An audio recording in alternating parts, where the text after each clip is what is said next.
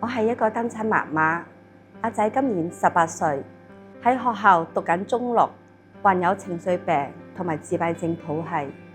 因為我都成日有陪佢返學校去參與啲活動嘅，咁見到呢度嘅老師啦、社工啦、甚至乎係校工啦，咁佢哋啲學生都係好包容嘅，都好似朋友咁樣同佢哋相處，有講有笑，有傾有偈咁樣，都好明白佢，都會陪住佢一個階段一個階段嘅轉變，唔係改變浩晴嘅步伐，而係去改變老師嘅步伐，去跟隨浩晴，陪佢成長。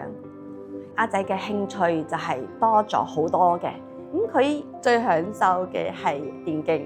咁阿仔翻去話俾我知，電競課室唔夠電腦用嗰陣時，佢哋會2個人用一部電腦啊。咁呢樣嘢咧，佢以前係唔會嘅，因為佢自閉症固執嘅諗法啦，同埋係就係自我中心噶嘛。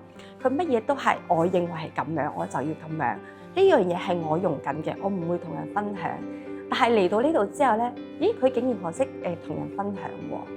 因為咧，以前我哋翻緊主流中學，唔單係阿仔壓力好大，我嘅壓力都好大㗎。成日會俾學校打電話嚟追功課啦，咁又追佢啲出席率啦，好多嘅壓力，我就無形中壓咗喺自己嗰度。咁就自己又會面對工作壓力啊、生活壓力啊、照顧嘅壓力啊。咁自己情緒都成日會爆嘅，都好唔開心，會喊。嚟到呢度之後咧，咁呢度嘅老師同我溝通嗰陣時，就唔係話，咦，阿仔今日你嘅功課未交喎，阿仔今日冇返學喎。佢哋嘅溝通係會問我哋，你哋有咩困難？困難喺邊度？我哋商量下，我哋配合下，睇下點樣去改變。即係成個嗰個壓力就轉變成係關心，我自己嘅情緒都釋懷咗好多。咁見到老師都對阿仔咁明白、咁包容，我自己冇理由咁刻薄個仔㗎。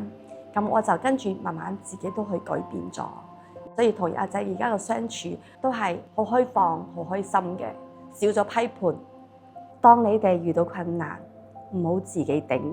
請揾學校嘅老師同埋社工，甚至係校工。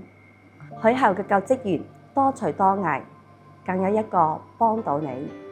你哋就好似我哋嘅家人，關心、愛護、浩晴。